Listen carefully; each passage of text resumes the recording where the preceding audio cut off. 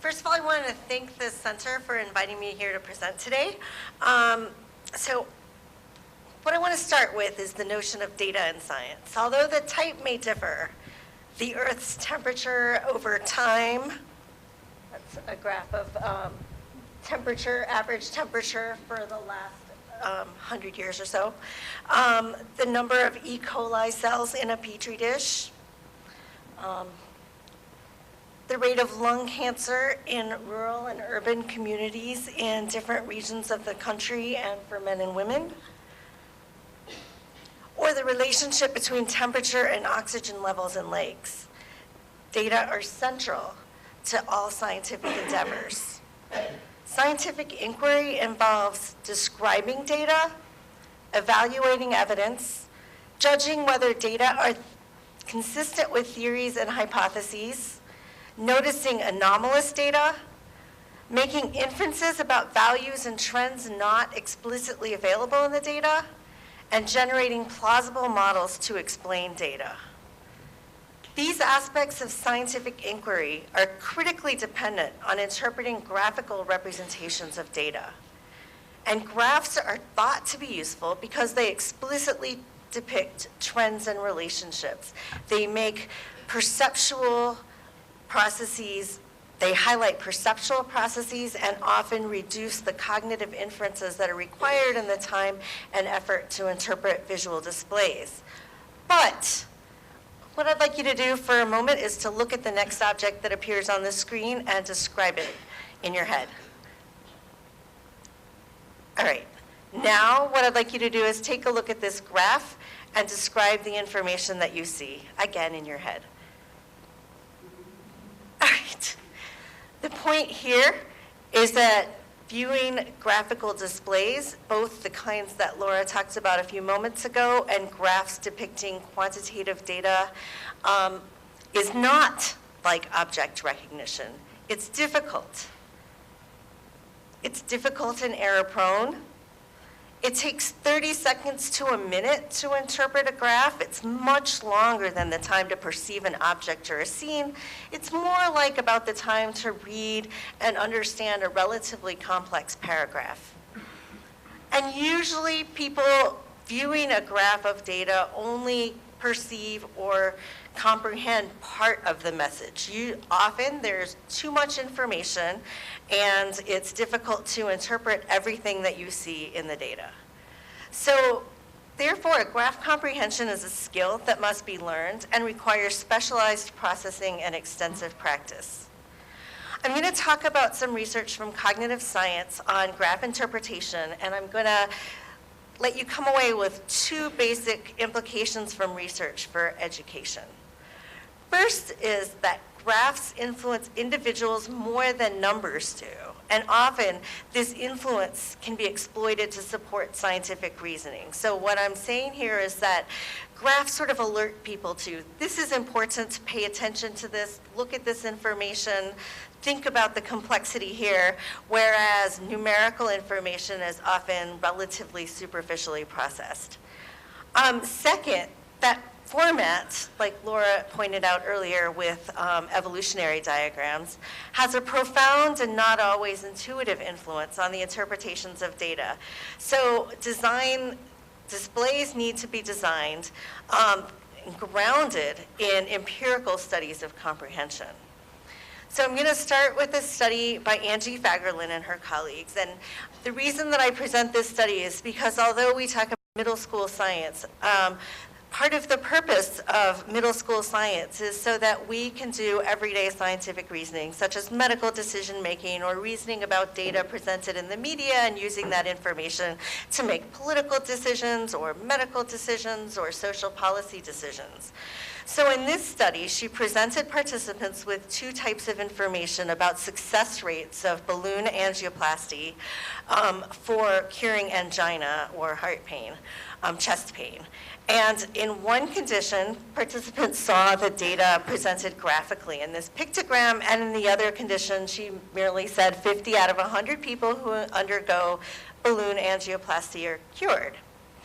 And she also gave participants 4 different anecdotes of individuals who either had successful balloon angioplasty or unsuccessful angioplasty. And what she found, and then in one case, the anecdotes, 2 out of 4 were successful, and in the other case, 3 out of 4 were not successful. And what typically happens when people reason about these kinds of data is that they pay far more attention to the anecdotal information, are influenced by that above and beyond the quantitative data. So for example, if you are deciding what class to take in college or whether or not to get a particular medical treatment, you're far more likely to rely on how your brother-in-law did than the quantitative data.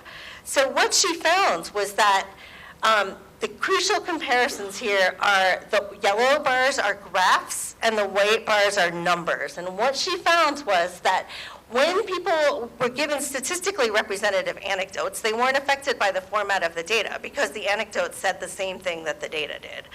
2 people had success, 2 didn't.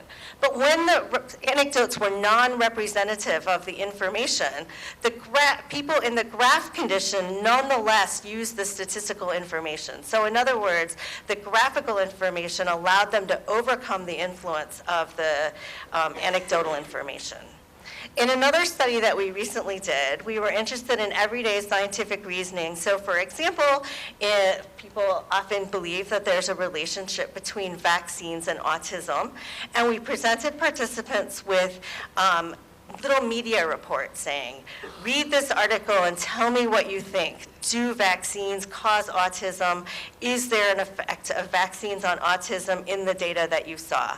And we had 2 conditions. One was a graphical condition where people saw the information in a scatter plot or in a time series diagram, and a textual condition in which the study was described and the quantitative information was presented, or the relationship between vaccines and autism was written textually. And what we found was that when we asked about causal inferences, people were more likely to think that vaccines caused autism when they read the information in the text compared to when they saw the information graphically. And we think that what's going on here is that the graphical information is showing them that there's some noise here. That when people are looking at textual information, they basically say, okay, that's a fact, there's a relationship. When they look at the graph, they say, oh, that's kind of messy there. And that causes them to think a little bit more deeply about the information that they saw. So I talked a little bit about this first implication, graphs influence individuals, and we can use that influence to exploit it to support scientific reasoning. Presenting information graphically rather than numbers makes people pay more attention to the data and reduces everyday scientific reasoning biases, or at least has the potential for reducing scientific reasoning biases, such as over-reliance on anecdotal information or too much causal reasoning. Okay, so the second point that I wanted to make is that format has a profound and not always intuitive influence on interpretations of data. So design should be grounded in empirical studies of comprehension. So again, I'm starting with a sort of classic and fun little study by Jeff Sachs and Barbara Tversky at Stanford, or they were at Stanford at the time of the study. And this is kind of a very nice demonstration of how format influences comprehension. They presented Stanford undergrads, these are very smart young people, with graphs, and they were either a line graph or a bar graph. And what they found was that even when the data were discrete, when they saw that line graph, the sort of automatic trend idea was activated, and they would say things like, as people become more female, they grow shorter. In another study, we exploited this notion that the organization of information has an impact on the kinds of inferences that people will make from data. And although this is social science data, historical data in this diagram, I wanted to show it to you because I think it provides a nice demonstration for the kinds of sort of inferences and theory evidence coordination that you can make when looking at data that's presented graphically. And in this study, what we did was we presented people with graphs from history, social science textbooks. An example of that is this one, and what it says is northern and southern populations from 1820 to 1860. And the intention, well, let me tell you what people do when they see this graph. They say, in 1820, there were a lot of people in the rural South and a lot of people in the rural North, but not that many people in the urban South or the urban North. In 1840, there were more people in the rural South and the rural North, and still not very many people in the urban South and North. And then in 1860, there were lots of people in the rural South and not very many people in the urban South, and there were more of the other two. So something like that. So completely garbled interpretation of the information presented here that's focused on those four clusters or groups. When you see a graph like that, the automatic interpretation focuses on comparing the bars within each cluster.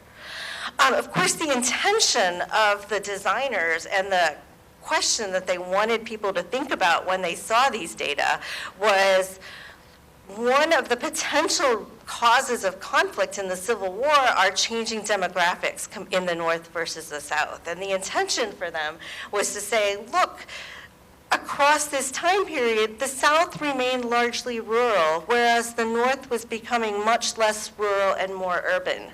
So we replotted the data. It's the exact same information here. On the left is the proportion of the population that's rural, and then on the right is the total population in the North and South. And what you find here is that people make the appropriate inferences and are able to think better about the causes of the Civil War and the role of demographics that might take place. So this is just an some of the data that we found. On the left is people making comparisons across years, sort of thinking about trends over time. They were much more likely to do that in our revised graphs than in the original, and they were more likely to make within-year comparisons when looking at the original graphs. So these studies find that format has a profound and not always intuitive influence on interpretations of data. First, data should be presented in ways that are grounded in basic principles of perception. Laura talked a little bit about things like good continuity and grouping. All of these factors influence what's easy and difficult to perceive from a graphical display. Second, what we find is that the ideal format is dependent not only on the format per se, but also it's not like one format's necessarily better than another, but really that it's dependent on what the goal is of the graph viewer. And we also find that there are individual differences in graphical literacy, skills, prior content knowledge, cognitive ability, and even dispositions. So for example, people who have dispositions towards critically thinking about information or being actively open-minded are far more likely to critically evaluate the information in graphs and process them more deeply than people who have less dispositions towards thinking critically about data. If you have knowledge and you expect something, so for example, a historian looking at the historical data that you saw might be more likely to choose to look for historical trends. They would know things like, oh, those are the years preceding the Civil War. I should see what happened across time. So these factors play a big role in the effect of format. And both Ronit Greenberg and Audrey Lustig are going to be talking about some of our recent work in graph comprehension and the role of individual differences in the case of Ronit.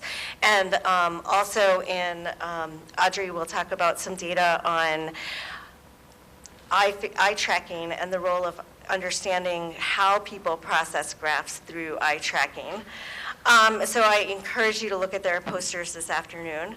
I want to thank the collaborators that have worked with me on graph comprehension work over the years, and also the funding agencies who've provided funding for research in this area, and in particular, the Institute for Educational Sciences. We have a grant for which Steve Frankenary is the current PI.